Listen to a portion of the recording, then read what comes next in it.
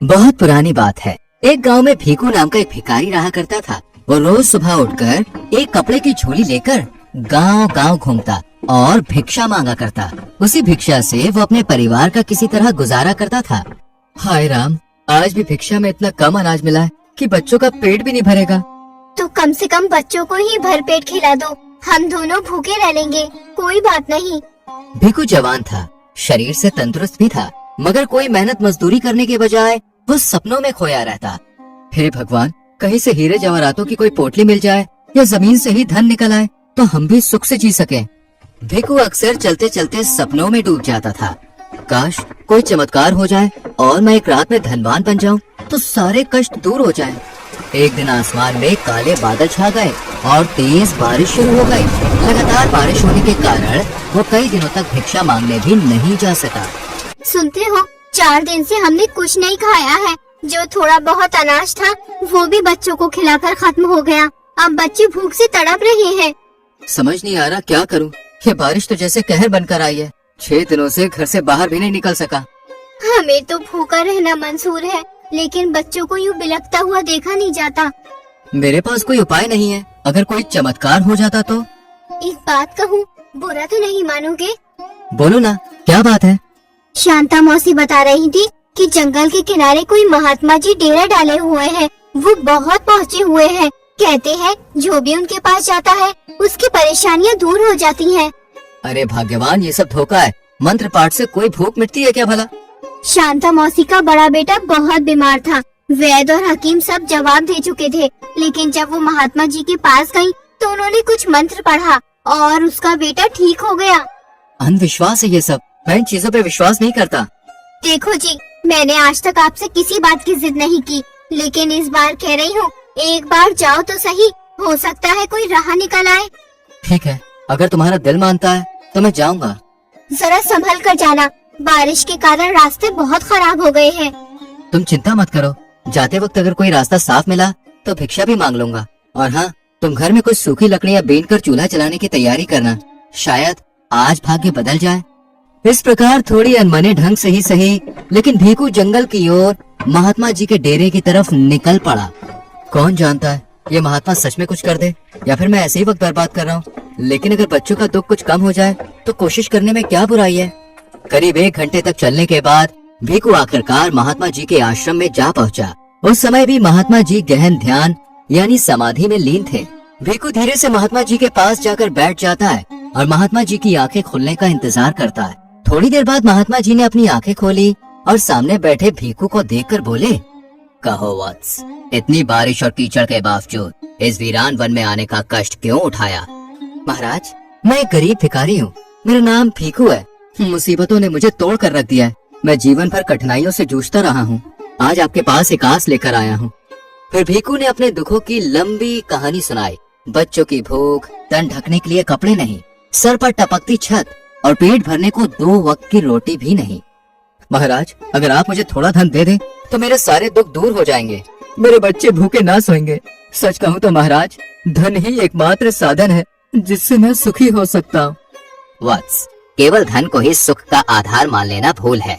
अगर तुम्हें बेशुमार दौलत मिल भी जाए तो हो सकता है कि तुम अब से भी अधिक दुखी हो जाओ, क्योंकि बिना श्रम से प्राप्त दौलत जीवन में असंतोष और अहंकार बढ़ा देती है।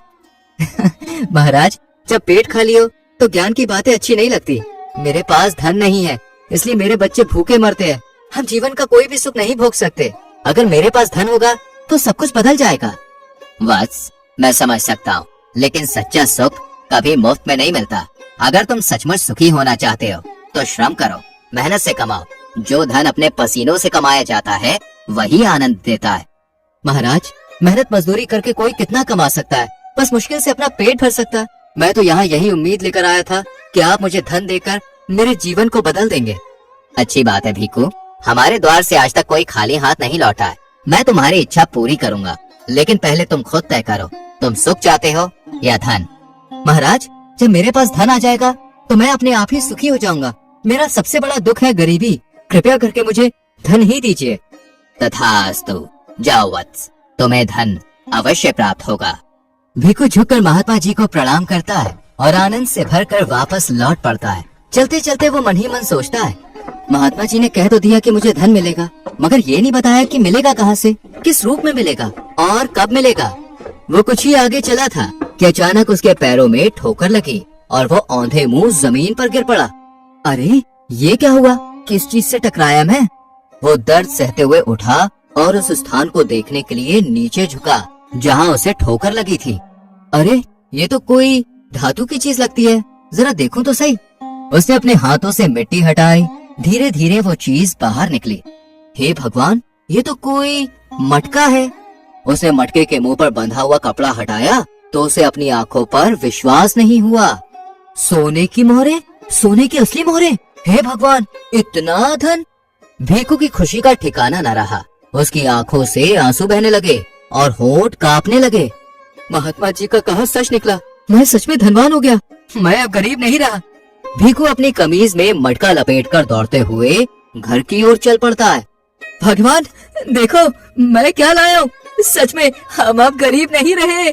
क्या हुआ, ऐसा क्या मिल गया? मिट्टी में से मटका मिला और उसमें भरा था सोने की मोहरों का खजाना। हे राम, मैं तो पहले ही कहती थी कि महात्मा जी जरूर हमारी दरिद्रता दूर करेंगे। अब हम भी शहर में रहेंगे, एक बड़ा सा महल बनाएंगे, मोटर गाड़ी खरीदेंगे, बच्चों को अंग्रेजी स्कूल भेजेंगे। और इस तरह एक गरीब भिखारी की किस्मत रातों रात बदल गई।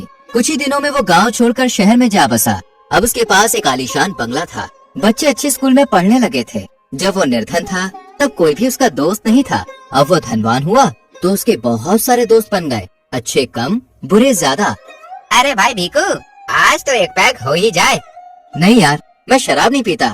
अरे ये क्या बात हुई, जब धन है तो मजा भी होना चाहिए भाई। चलो आज तो बस स्वाद के लिए।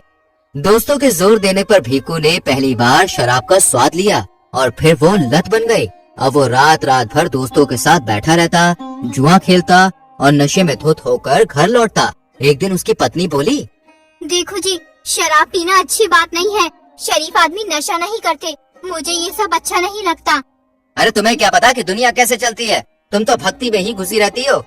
मैं शहर की औरतों की तरह बेशरम नहीं बन सकती। बेशरम नहीं है, ये तो धनी समाज की सभ्यता है। अगर यही सभ्यता है तो मैं उस सभ्यता से दूर ही भली। अब भीकू की दुनिया बदल गई थी। अब उसे पत्नी की बातें बोझ लगती थी, उसे दोस्तों की बातें अच्छी लगती थी। एक दिन बात इतनी बढ़ गई कि भीकू ने अपनी पत्नी पर हाथ उठा दिया। स्वामी, पत्नी को मारना पाप है, आप चाहे तो मुझे और मार लो, पर भोजन करके ही जाइए। मुझे उपदेश मत दो, मैं जैसा जीना चाहूँ वैसे ही जीऊंगा। क्रोध में पागल भीकू घर से निकल गया और भीतर उसकी पत्नी आंसुओं में डूबी भगवान से प्रार्थना करने लगी। भगवान, क्या इसी जीवन को सुखी और समृद्ध कहते हैं? अगर यही दौलत है तो तू इसे वापस ले ले, हमें फिर से निर्धन बना दे। इस सोने के पिंजरे में मेरा दम घुटने लगा है। कम से कम गरीबी में मेरा पति मेरा अपना था, अब तो कुछ भी नहीं बचा मेरा। तूने दौलत देकर मुझसे मेरा सब कुछ छीन लिया है, वापस ले ले ये मनहूस दौलत। इस तरह दिन महीने गुजरते चले गए। कहते हैं कि अगर कुएं से लगातार पानी खींचा जाए तो वो भी सूख जाता है। भीकू की हालत भी कुछ वैसी ही हो गई थी। कमाई कुछ थी नहीं और उसकी खर्चीली आदतें दिनों दिन बढ़ती ही जा रही थी। जा जरा 4000 रुपए निकाल ला। घर में तो आपने एक पैसा भी नहीं छोड़ा, अब मैं कहाँ से लाऊं? कोई बात नहीं, दोस्त किस दिन काम आएंगे, मैंने खूब खर्चा किया है उन पर। भीकू पैसे मांगने के लिए एक दोस्त के घर पर गया। देख यार, इन दिनों मैं बहुत तंगी में हूँ, थोड़ी मेरी मदद कर दे। देख भाई, पैसे तो मेरे पास है नहीं, अगर कोई और मदद चाहिए तो बता। कुछ तो कर भाई, मुझे पैसों की सख्त जरूरत है। चल ठीक है भाई, पैसे तो मैं तुम्हें कहीं से लाकर दे सकता हूँ, मगर तुझे अपनी कोठी गिरवी रखनी होगी। ठीक है भाई, ये यही सही, मगर मुझे पैसे दे दो। धन का भंडार अब खत्म हो चुका था, मगर उसकी जो बुरी आदतें थी वो अब भी वैसी की वैसी ही थी, ना बदली ना घटी। फिर वो दिन भी आया जब उसकी कोठी और जो कुछ भी उसके पास था सब कुछ बिक गया। भगवान, अब सब कुछ खत्म हो गया है, हम फिर से गरीब हो गए। हिम्मत रखो जी, दिल छोटा मत करो। बच्चों ने दौलत का स्वाद चखा हुआ था, अब गरीबी उन्हें गवारा नहीं थी। पापा, हम फुटपाथ पर नहीं रह सकते, हमें वापस अपनी कोठी में ले चलो। बेटा, अब हमारे पास कोठी नहीं रही, अब यहीं रहना होगा, जिद मत करो। छी, कितनी गंदी जगह है ये, मैं यहाँ नहीं रहूंगी। बेचारे भीकू को पेट भरने के लिए फिर से भीख मांगनी पड़ी। पहले भी भीख मांगता था, लेकिन अब ये काम अपमानजनक लग रहा है, क्योंकि अब मैंने दौलत का स्वाद चखा है और जिन पर कभी दौलत लुटाई थी उन्हीं के सामने अब हाथ फैलाने की नौबत आ गई है। ये क्या खाना है सूखा सड़ा, मैं नहीं खाऊंगी। जिद मत करो बेटी, यही खाना है, खा लो। भीकू पहले से भी ज्यादा दुखी रहने लगा था। पहले भी वो गरीब था, लेकिन तब उसको उसकी जिंदगी इतनी कठिन नहीं लगती थी। अब सब कुछ बदल चुका था। हे भगवान, अब मैं क्या करूं? महात्मा जी ने सच कहा था, सिर्फ दौलत ही सुख का आधार नहीं होती। जब दौलत थी तब भी मैं अपने परिवार को सुख नहीं दे सका, बच्चों की मुस्कान तक नहीं देखी, अपनी देवी तुल्य पत्नी को दुखी दुख दिया। अब जब दौलत नहीं रही तो कैसे सुख दूं मैं अपने परिवार को? मैं टूट गया हूँ भगवान, समझ नहीं आता कि मैं क्या करूं। अगर मेरा कहना मानो तो महात्मा जी के पास चलो, शायद वही कोई रास्ता बताए। कौन सा मुंह लेकर जाऊं? उन्होंने तो पहले ही कहा था कि बिना मेहनत की दौलत कभी भी सुख नहीं देती, पर मैं ही मूर्ख था। जीवन का सुख मांगने के बजाय उनसे दौलत मांग बैठा। इंसान तो गलतियों का पुतला होता है स्वामी, हर किसी से गलतियाँ होती हैं। आप जाओ तो सही, मेरा मन कहता है वो आपको सही राह अवश्य दिखाएंगे। भाग्यवान, तुम तो कभी हिम्मत नहीं हारती, हमेशा मुझे प्रेरणा देती हो। ठीक है, मैं महात्मा जी के पास जाऊंगा। पत्नी की बातों ने जैसे भीखू के भीतर नई चेतना जगा दी। वो तुरंत ही महात्मा जी के डेरे की ओर चल पड़ा। मैंने पहले ही कहा था ना भीखू, बिना मेहनत की कमाई कभी किसी को सच्चा सुख नहीं दे सकती। तुमने अपार दौलत तो पा ली, लेकिन क्या कभी चैन की नींद सो पाए? नहीं ना। मुझे क्षमा कर दीजिए महात्मन, मेरी गलतियों का प्रायश्चित कैसे हो सकता है? कोई राह बताइए। बेटा, इस जंगल के बाहर पूर्व दिशा में एक बंजर जमीन है। छोटी सी है, लेकिन जमीन है। अगर तुम सच्चे मन से मेहनत करो तो वहीं से तुम्हारे जीवन की नई शुरुआत हो सकती है। जाओ और वहाँ खेती करो। जो आज्ञा महाराज, अब मैं सच्चे दिल से मेहनत करूँगा। भीखू नए उत्साह और जोश के साथ लौटा। महात्मा जी की आज्ञा अनुसार उसने उस बंजर जमीन को उपजाऊ बनाने में जी जान लगा दी। उसकी पत्नी और बच्चे भी पूरे उत्साह से उसका साथ देने लगे। भीखू ने खेत में जल्दी पकने वाली सब्जियां बोई। धूप, बारिश, मिट्टी और मेहनत सब मिलकर रंग लाई और फसल तैयार हुई। हमारी जमीन ने तो जैसे सोना उगला है स्वामी। भीखू ने सब्जियां बाजार में बेची और उसे अच्छा दाम मिला। देखो भाग्यवान, कितने पैसे लेकर आया हूँ। लगता है भगवान अब हम पे मेहरबान है। भगवान हर उस इंसान पर मेहरबान रहते हैं जो सच्चे मन से मेहनत करता है। अब समझ में आया कि धन कैसे खून पसीना बहाकर कमाया जाता है। मैं हर एक पैसे की कदर करता हूँ। महात्मा जी ने जो कहा था वो 100% सही था। आज सच में लगता है मैं बहुत सुखी हूँ। इतना सुख शायद ही किसी को नसीब हो। सुनिए जी, महात्मा जी ने हम पर कितना उपकार किया है और हमने आज तक उनका धन्यवाद भी नहीं किया। ओह, तुमने बिल्कुल सही कहा। मैं कल ही उनके पास जाऊंगा। आज हमारे पास जो कुछ भी है सब उन्हीं की वजह से तो है। अगले दिन भीखू महात्मा जी की कुटिया पर पहुंचा, साथ में ढेर सारे फल, अनाज और उपहार लेकर गया। भीखू, ये उपहार तुम्हारे खून पसीने की कमाई के हैं, इसलिए मैं इन्हें आदर पूर्वक स्वीकार करता हूँ। मैं आपका सदा आभारी रहूंगा महाराज जी। आपने मुझे अंधकार से निकालकर जीवन का सच्चा मार्ग दिखाया है। और इसी तरह भीखू ने मेहनत की कमाई का महत्व समझा। वो अपने परिवार के साथ आनंद पूर्वक, संतोष और सम्मान से जीवन बिताने लगा। ये उन दिनों की बात है जब गांव में जेठ की दोपहरी में खेत के घास फूस भी जल रहे थे और गरीब सरजू कुम्हार लकड़ियां काटने में अपनी चमड़ी जला रहा था। वो सोच रहा था, हाय रे गर्मी, जैसे सूरज माथे पर बैठा हो। ये लकड़ियां ना काटूं तो भट्टी कैसे जलेगी? भट्टी ना जलेगी तो बर्तन कैसे पकेंगे? पेट कैसे भरेगा? सरजू लकड़ियां उठाकर घर की ओर चल पड़ता है। हे राम, ये गठरी तो जैसे मेरी हड्डियां तोड़ देगी, पर क्या करें, करना तो पड़ेगा। सरजू जब घर पहुंचा तो उसकी पत्नी अलकनंदा उसे देखकर लकड़ियां उतारने के लिए दौड़ी और बोली, अरे बाप रे सरजू, जान देने का इरादा है क्या? इतना बोझ क्यों लाए हो? भट्टी चलानी है ना, लकड़ियां कम पड़ गई थी। इतनी गर्मी में तो पक्षी भी छाव ढूंढते हैं और तुम जंगल से लकड़ियां उठा रहे हो। बैठो बैठो, मैं पानी लेकर आती हूँ। पानी ठंडा है तो ला देना। पूछ तो ऐसे रहे हो जैसे घर में फ्रिज रखा हो। आजकल तो घड़े का पानी भी गर्म हो जाता है, ठंडा पानी कहाँ से लाऊं? पता नहीं कब हमारे घर में फ्रिज होगा। मुनिया कहाँ है? हाँ पिताजी, आपने मुझे बुलाया? जा बेटा, अपनी चाची से थोड़ी सी बर्फ ले आ। अभी गई पिताजी। मुनिया दौड़ती हुई सौम्या के घर गई और बोली, चाची चाची, पिताजी ने कहा है थोड़ी सी बर्फ दे दो।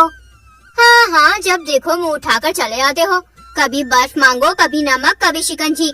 अरे भैया, जब इतना ही शौक है तो खुद का फ्रिज क्यों नहीं ले आते? पिताजी बहुत थक गए हैं चाची, बस एक गिलास पानी में डालने भर की बर्फ चाहिए थी। बर्फ तो थी पर अब नहीं है, हमने तो उससे शिकंजी बना ली। बोल देना अपने पिताजी से हमारे घर बर्फ नहीं है। चाची, अगर थोड़ी सी शिकंजी बची हो तो मुझे दे दो, बहुत गर्मी लग रही है। कितनी ढीठ है रे तू, बर्फ ना मिली तो शिकंजी? अब यहाँ खैरात मांगने आई है, चल निकल यहाँ से। मुनिया मायूस सा चेहरा लेकर घर वापस चली आई और उसे खाली हाथ देखकर अलकनंदा बोली, क्या हुआ मुनिया, खाली हाथ क्यों लौट आई? माँ, चाची ने डांट दिया, कहा बर्फ नहीं है, शिकंजी बना ली। और माँ, मुझसे कहा कि हम लोग भीख मांगते हैं। बेटा, तेरा बाप कभी किसी के आगे नहीं झुका, वो अपनी मेहनत से ही घर चलाता है। माँ, क्या गरीब होना गुनाह है? चाचा के घर सब कुछ है, हमारे पास कुछ भी नहीं, क्यों माँ? बेटा, तेरे पिताजी ने ही तेरे चाचा और बुआ को पढ़ाया था, खुद मिट्टी में सना भट्टी में जला, लेकिन उनका जीवन बनाया। अब वो लोग आराम में है और तेरा बाप अब भी मिट्टी से लड़ रहा है। माँ, मैं और राघव बहुत पढ़ेंगे, बहुत मेहनत करेंगे और एक दिन हमारे घर में भी फ्रिज होगा, बर्फ होगी और हम किसी से कुछ मांगने नहीं जाएंगे। सुन रही हो अलकनंदा अपनी बिटिया के इरादे? लग रहा है अब हमारी मिट्टी भी सोना बन जाएगी। हाँ सरजू, अब हमारी भट्टी में सिर्फ बर्तन नहीं, सपने भी पकेंगे। अगले दिन मुनिया ने देखा कि उसकी चाची के यहाँ रिक्शे में कुछ आ रहा है। उसने अलकनंदा से पूछा, माँ, देखो ना, चाची के घर फिर से कोई सामान आया है रिक्शे में, बड़ा सा डिब्बा है। हाय राम, हमें क्या मालूम बिटिया, डिब्बे पर लिखा थोड़ी है, जा खुद जाकर देखा। तेरी चाची तो सब कुछ गांव वालों को दिखा दिखा कर ही रखती है। मुनिया दौड़ते हुए सौम्या के घर पहुँचती है और अपनी चाची से पूछती है, चाची, ये क्या है, इतना बड़ा डिब्बा? ओ, तुझे कैसे दिख गया? ये एसी है, बहुत गर्मी हो रही है ना, अब ठंडी हवा में ही जिएंगे। एसी? इससे ठंडी हवा आती है? हवा नहीं बिटिया, बर्फ की नदी बहेगी, इतनी ठंडी कि तू वहीं खड़ी की खड़ी कुल्फी बन जाएगी। मैं भी तो देखूं ना चाची, कैसा होता है एसी? अरे नहीं, अभी तो चलाया ही नहीं। और सुन, ये बात गांव में मत उड़ाना, वैसे ही सब लोग चलते हैं हमसे। और हाँ, भागो यहाँ से, सिद्धू को पढ़ाई करनी है, पढ़ने वाला लड़का है, तुम्हारी तरह फालतू नहीं है। मुनिया चुपचाप मुंह लटकाए घर लौटती है। क्या हुआ रे, फिर क्या बोल दिया तेरी चाची ने? माँ, वो एसी लाए हैं और मुझे भगा भी दिया, कह रही थी कुल्फी बन जाएगी ठंडी हवा में, मुझे तो देखने भी नहीं दिया। छोड़ बिटिया, वो लोग अब बड़े लोग हैं, तेरे पिताजी ने ही तो अपने हाथ जलाकर अपने भाई को पढ़ाया, अब वो एसी में बैठे और हम मिट्टी में बैठे, यही जीवन है। उस रात अचानक से बादल हुए और बारिश आ गई। बारिश ने सरजू के बनाए सारे मिट्टी के बर्तन खराब कर दिए। हे भगवान, सब चला गया, मेरी मेहनत, मेरी उम्मीदें। सोचा था इस बार पंखा लाएंगे, पर लगता है हमारी किस्मत में सिर्फ धूप और धुआं लिखा है। उसी समय राघव अपने पिता से कहता है, पिताजी, मेरी चप्पल टूट गई है, अब स्कूल कैसे जाऊं? बाहर चलने में पाँव जल जाते हैं। अरे राघव, तू भी अभी? बाबा, नई चप्पल मुझे चाहिए, वरना मैं स्कूल नहीं जाऊंगा। बेटा, पैसे नहीं है अभी, मिट्टी भी अब खरीदी जाती है, खेत तो बढ़ चुके हैं। तू ऐसा कर, अपनी चाची के पास चला जा, शायद सिद्धू की पुरानी चप्पल पड़ी हो। बाबा, हर बार चाची के पास ही क्यों भेजते हो? क्या हम इतने बेबस हैं? बेटा, हालात के आगे झुकना पड़ता है, बस 2 दिन की बात है, तेरे पिताजी कुछ काम निकाल लेंगे। राघव सौम्या के पास गया और बोला, चाची, मेरी चप्पल टूट गई है, सिद्धू की कोई पुरानी चप्पल हो तो मुझे दे दीजिए। मैंने क्या चप्पलों की दुकान खोल रखी है रे? हर बार कुछ न कुछ मांगने चले आते हो, कभी चीनी, कभी चप्पल, कभी कपड़ा, जाने कहां से आ जाते हैं भिखारियों की तरह। जा यहाँ से नंगे पैर, सारा फर्श गंदा कर दिया। राघव चुपचाप मुंह नीचे किए लौट पड़ता है। उसी समय सामने से कूड़ा बीनने वाला लड़का आता है। उसके दोनों पैरों में प्लास्टिक की बोतलें बंधी हैं। भैया, ये क्या बांध रखा है पैरों में? ये बोतल है, चप्पल टूट गई है ना, सोचा जब तक कबाड़ बेचकर नई नहीं लेता तब तक बोतल ही सही। कमी है पैसों की, पर हिम्मत की कमी नहीं है। भैया, मैं भी चलूं तुम्हारे साथ? चल भाई, बोतल बांध ले पहले, आज से तू मेरा पार्टनर। हम कूड़ा बीनेंगे, कबाड़ बेचेंगे और शाम तक नई चप्पल अपनी जेब में। दोपहर के बाद उन दोनों ने कबाड़ बेचा और नई चप्पल खरीद ली।